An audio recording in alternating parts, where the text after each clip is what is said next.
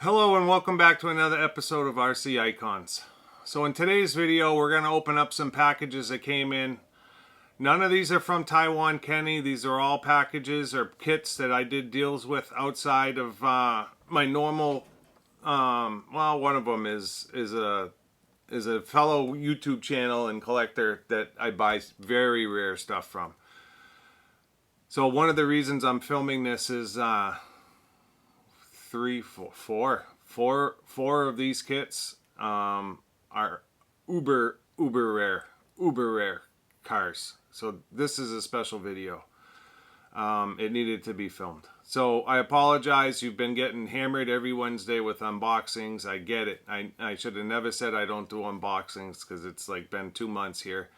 But we're coming to the end of them. So I had a lot of kits in line to come in when I launched the channel, and they've just steadily been coming in. It's all deals that have been literally 6 months in the making. This isn't typical, and it's probably going to come to a stop here pretty soon. Although with that being said, there's probably still another 10 or so that need to come in. So yeah, let's get to this. I've got the knife right here. I'm going to open up. So this is the first one. This came from my friend Martin in Switzerland. So I'm going to open this up real quick.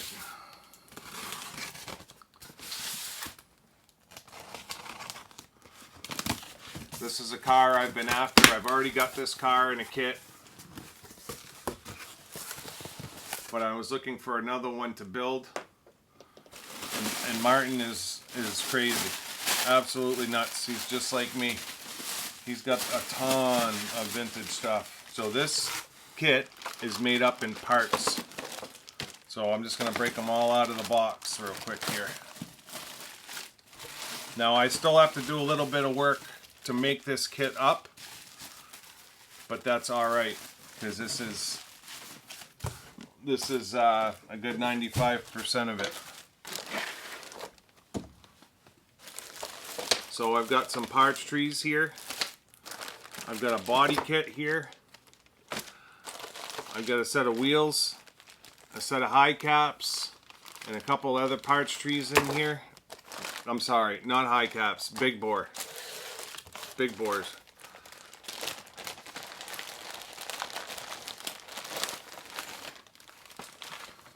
Then I just literally have bags and bags of parts. Carbon, carbon, carbon, carbon, parts, parts, parts. Now this is the bag right here that I'm looking for.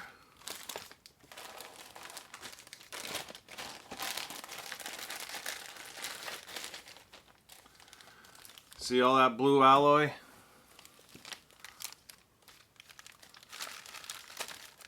See all that blue alloy?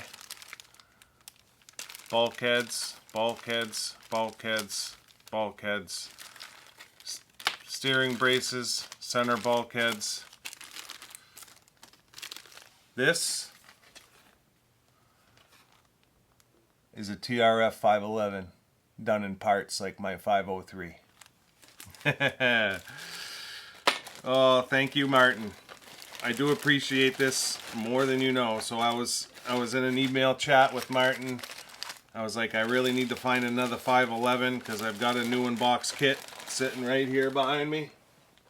The 511 new unbox kit sealed sitting right there. I'm like, I don't want to have to cut that seal, but I really need to put a 511 in my collection because I've got a 502 to build. I've got a 503 to build.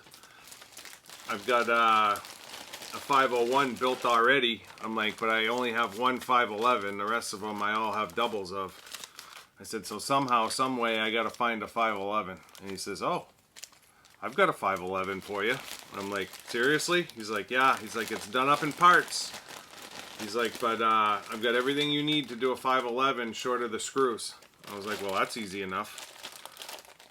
So we worked out a number that worked for both of us. And we've got, there's your carbon chassis. So we've got a 511, another 511 here to build on the show. So I am super psyched about that. So that means my TRF collection is done. I'm not going after any more TRF cars. I might get a 414 because I sent Glenn that 414, and I'm not going to say I regret it because I wanted him to have it, but I haven't been able to stop thinking about it since. That's how it goes. That's why I have my Optima Pro. I could have cared less about an Optima Pro until I sent him one, and then I realized how cool of a car it was, and then now I've got two. Whatever. So yeah, the next 4, 1, 2, 3, 4 are super rare, and I'm going to bring the camera over so that we can see all these. So this box here is from Jason at True Vintage.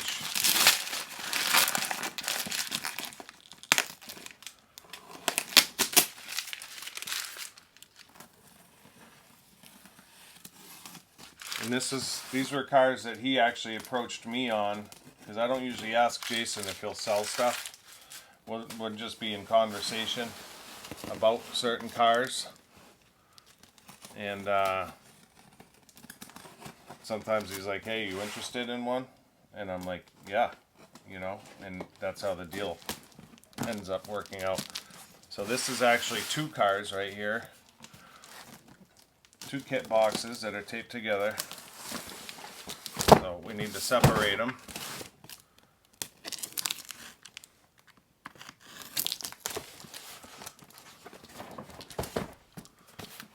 These are both from the same manufacturer and essentially, I believe, the same car with 2 different names.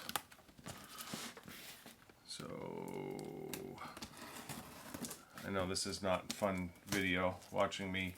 Probably can't even see my head right now.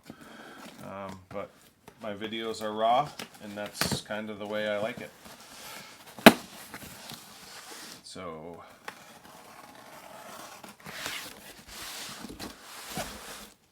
just gonna leave that one like that for a second and get this one opened up. So these 2 kits actually got stuck in customs. Jason's in Australia. Got stuck in customs in Chicago for over 2 weeks. I was really starting to get worried about them. I mean, the tracking said that they were in customs, but it doesn't usually take that long to clear customs. So I was starting to worry. And then finally I got the notification that they had cleared. It's like, thank God.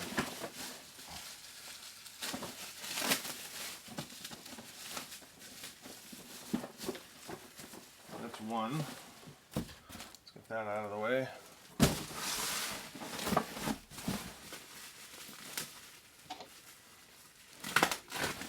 What is it? What is it? What is it? Is the anticipation killing you?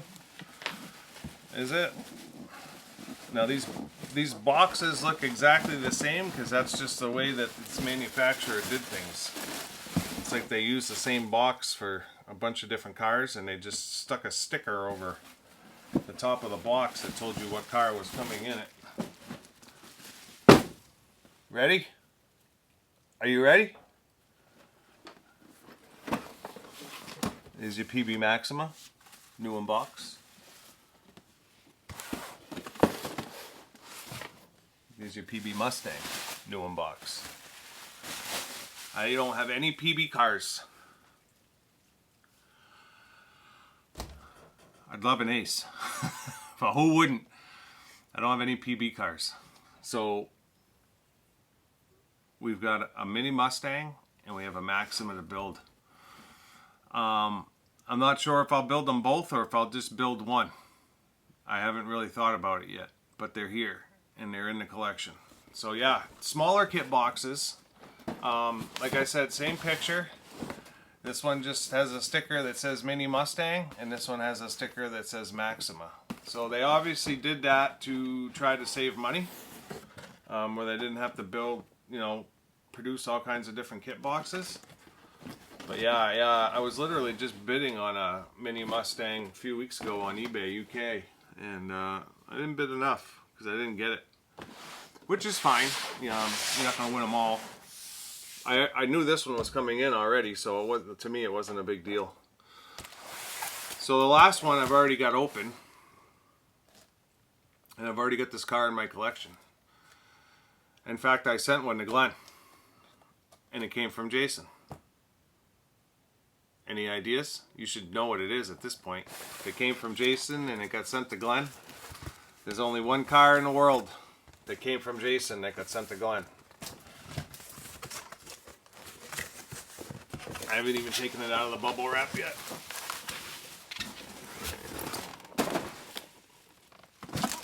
Yep, professional. RCL Incident. Again, you guys must be tired of seeing this car. Because I have one built too that you just saw in a video. So why? Why did I buy another one? I know some of you are probably getting excited right now. Giveaway car? Giveaway car? No, I'm sorry. This was too much money and just too rare to give away. But there is a reason. And I'll tell you what it is. So much bubble wrap.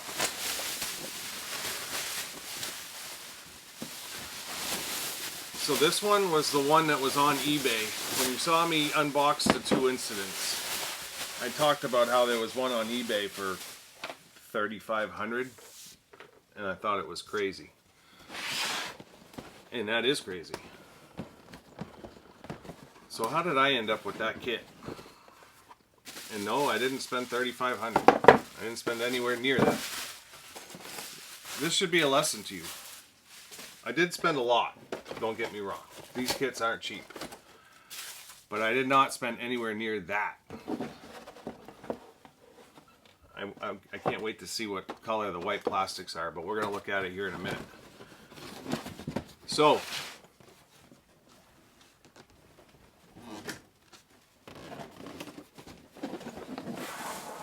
I had two new unbox from Jason. Move over. One got sent to Glenn. See if I can reach it. Again, I'm not a professional. I know you guys know this already. I don't prep before I film. Boom. I had to get it out because this is part of the story.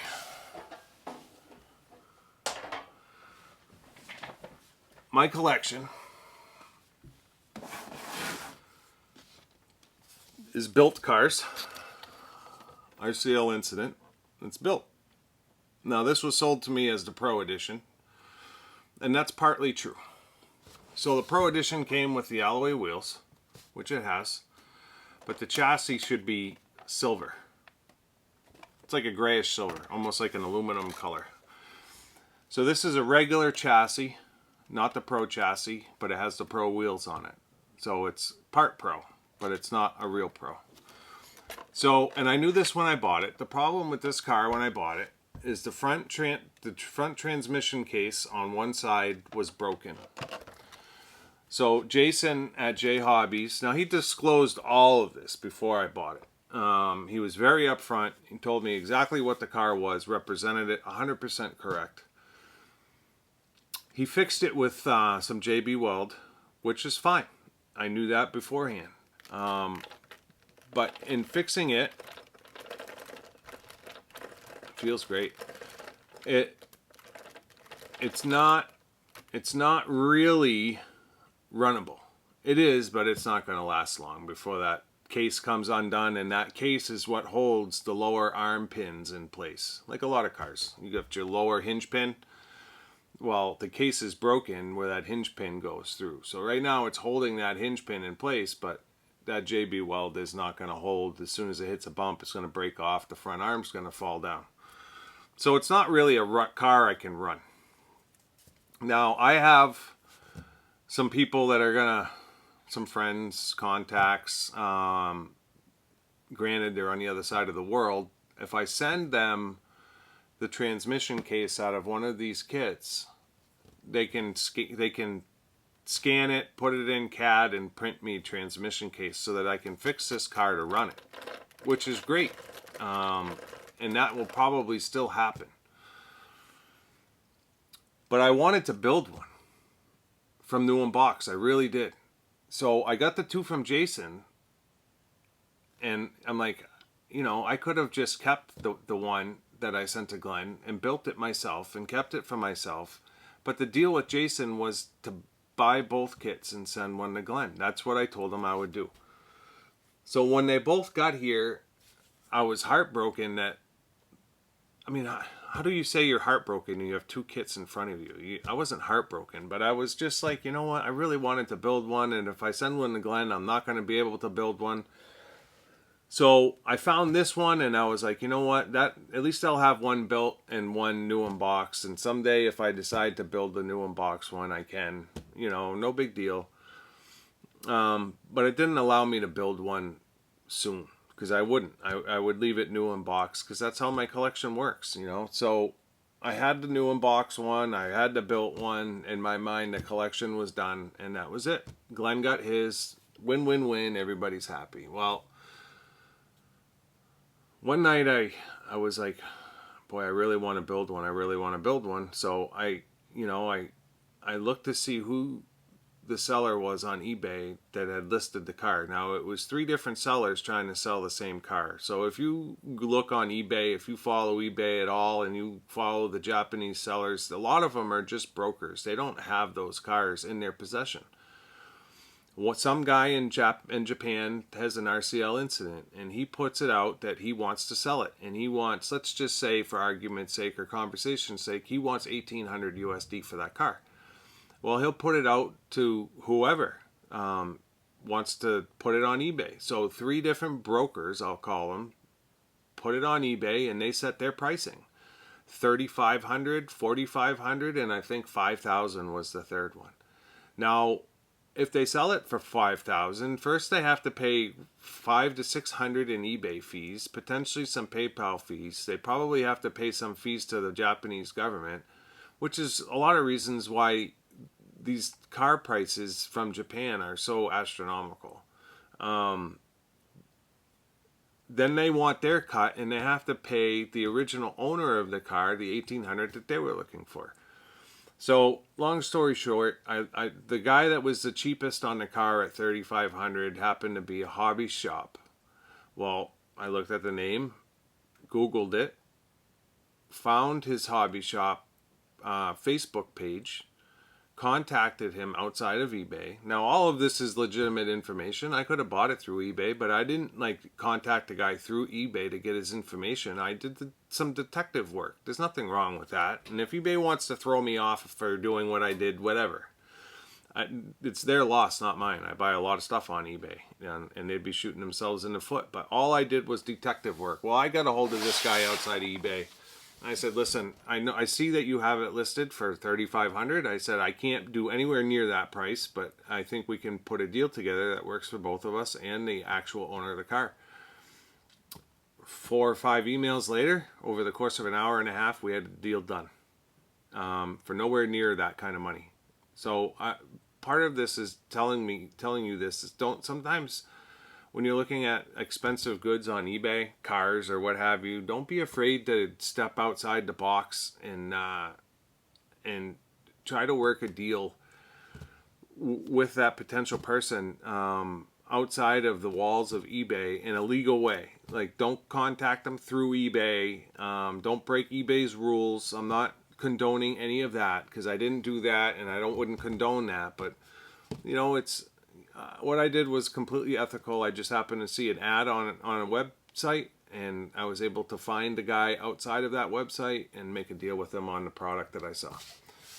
So now I'm building one on the show. That was the whole point of this. Glenn will build one on the show. I will build one on my show. I'm not going to rush to build mine to get it done before his video comes out. Glenn knows that I'm going to build one. I know that he's going to build one. I'm not trying to steal his content. He's not trying to steal my content. Glenn and I are very good friends. We talk every single day. I just want to document myself building an RCL incident, and it's going to be on the channel for that reason. I don't want to hear any rubbish in the comments if mine happens to go out before his, or if his happens to go out before mine. It's not like that with us. It really isn't. So now I get to at least take the cases out of this kit, get them sent off to get this car fixed, because the car that I build is not going to be the car that I run. The car that I run will be this one. So I need to get this car sorted so that I can give you guys an RCL incident running video. I want to do that. And then the one that I build will be my collection car that will be in the glass cabinets and never get run. And then I will have my new unbox kit. So this is kind of it's a big deal for me. This is like, I don't know what it is about the Incident, but this is like my #1 car. And all of the cars that I have, people would be like, you're crazy, the Predator X10 is better. Yeah, I get it. I get it. I've got a lot of cars that are very awesome, nice cars. Like, I completely understand. But for whatever reason, this is the car. This is my holy grail. This is my #1. It is. I just love it. So if there was another one I could buy, I'd probably buy it. It's just one of those things I can't have enough of. So yeah, we brought in a second RCL Incident. And then the last kit that came in, so I've already unboxed this kit just because it came in a few days ago, but it is an uber rare car and you guys have not seen it yet. So I want to show you just because it's here.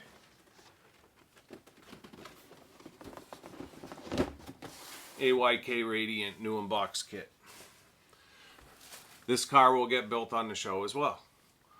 So you don't see these come up very often. So this was advertised, it was on eBay, and it was advertised as a kit less a few parts, let's say.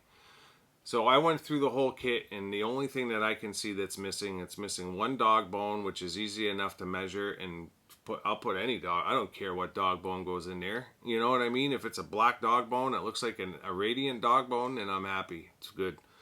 And it was missing the motor. Everything else is in the kit. Kudos. So I'm psyched. So yeah, that's going to get built on the show as well. So you look at what's on the table. We've got 2 PB new unbox kits, a Mini Mustang and a Maxima. We've got 2 RCL Incident kits. New unbox. One I had already, one that just came in. We have an AYK Radiant new unbox kit that's here. And then I've got a TRF511 kit made up of parts. This was a video worth videoing. So let me bring the camera over and I'll show you these kits up close. And that's it. I just wanted to show you what came in. So let me bring the camera over. So now that I have you back, I figured I would show you the 511 kit first. So there's all your bulkhead pieces and blue alloy for the TRF 511. Every piece Martin buys just literally in parts. Those are the battery posts. So everything is here. Like I said, it's just bags and bags of parts, carbon, upper decks, battery straps. It's literally just the hardware that we need. Now I have a ton, and I mean a ton of big bore aeration dampers. I think I've got 10 sets front and rear in my cabinet here. That's why I always send Glenn them, because I have tons of them. Universal shafts rear. It's like they just made a bunch more of these because they're all over eBay right now. I bought 3 sets recently for like 30 bucks a piece. 6 months ago you couldn't find a set to save your life. So yeah, that's the TRF 511. So I'm gonna shut this off, clean this up real quick, and then we'll go through the kit boxes. Alright, so getting into the PB cars. This one would be the Mustang. I'm sorry, the Maxima. There's our manual.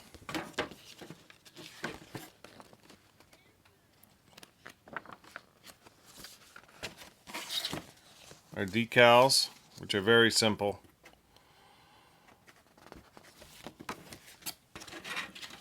I'm interested in seeing the bodies on this to see if they're the same. And then we have the Mini Mustang. Sorry, you're not even in frame. Mini Mustang. Same look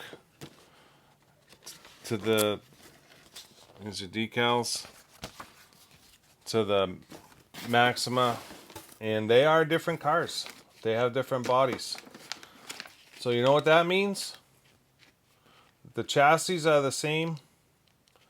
So I would say that essentially the rest of the car is the same. This one has an under tray. I'm not sure. The Mini Mustang has an under tray or not. Wheels are the same. Tires are different.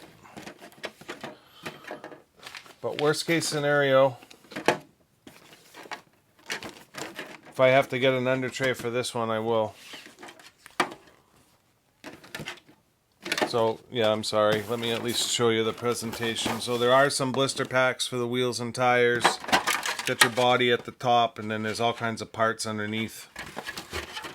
So the Maxima has the wing and the under tray. The Mini Mustang doesn't appear to, so that's how the Mini Mustang came. So if I pop these out,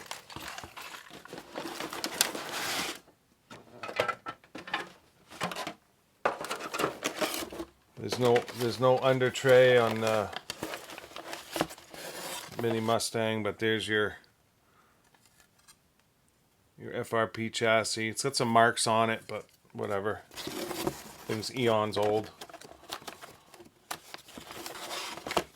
And all the bags are labeled suspension moldings. So there's a set of arms. There's another set of arms. They're the same tree. So it looks like a set of fronts and a set of rears. But yeah, these cars were cool. Oh, sorry for the noise. Just very different. They didn't make them in huge numbers.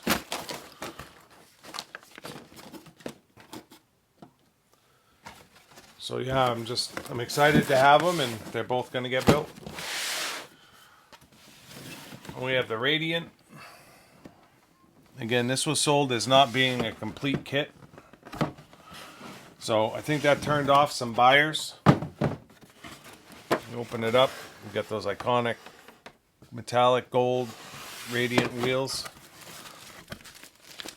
You get your Radiant owner's manual, your Radiant decal sheet. And then it's got all of your secondary paperwork. Looks like it might be another build manual. So what it looked like to me is somebody had bought in 2 Radiants, and they, for whatever reason, they may have needed some spare parts, but it looks like, so this is where the dog bones should be, and when I opened the box up and inventoried it, it's missing the motor, the ball bearings, and it had 3 out of the 4 dog bones. There's your original paper thin Radiant body.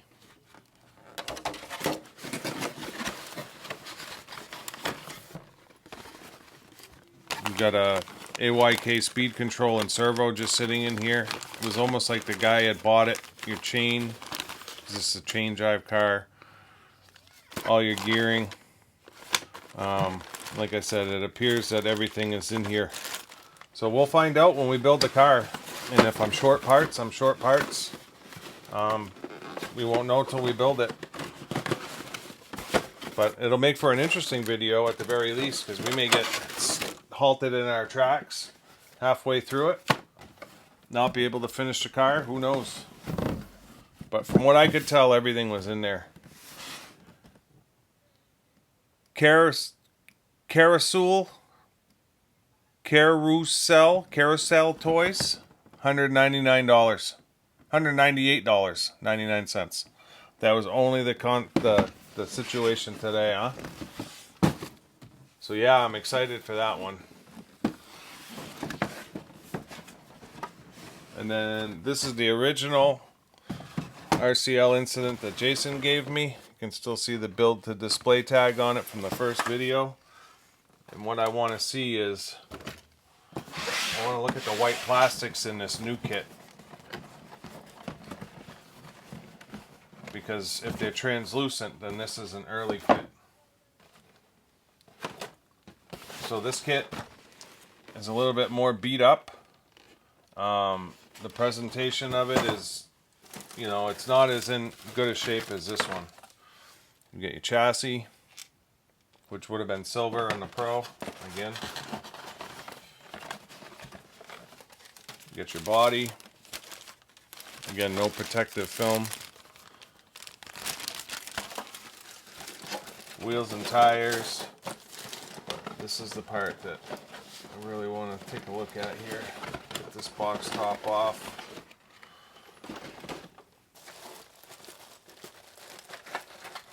Dig out these white plastics.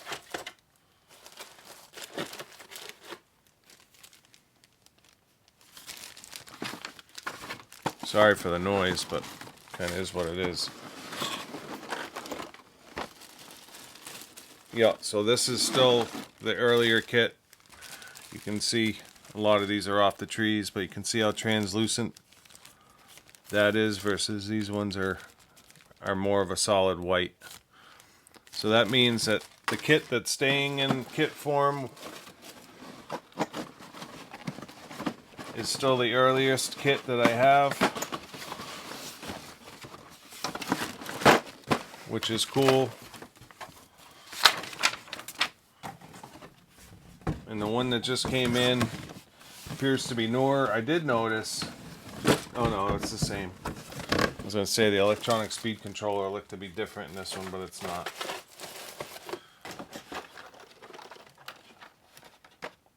That's it there.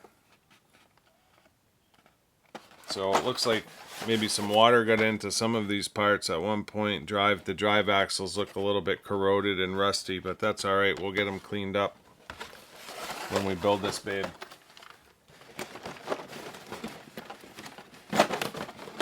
So it's actually a kit that's screaming to be built because it's not in the best shape. But it is what it is when you're buying an RCL Incident.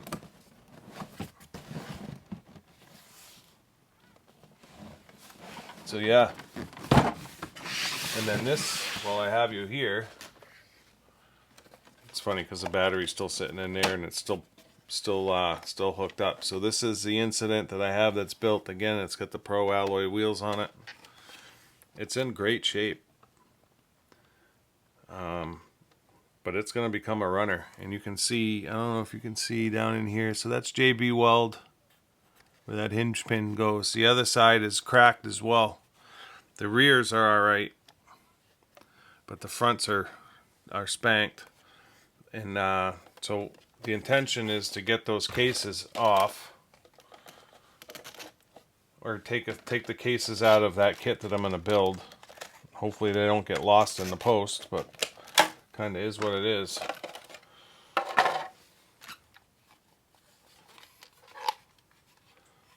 That's the inside of an RCL Incident. So this is a top cover plate. Your electronics would go down in here. That's your center drive shaft. Center diff is here.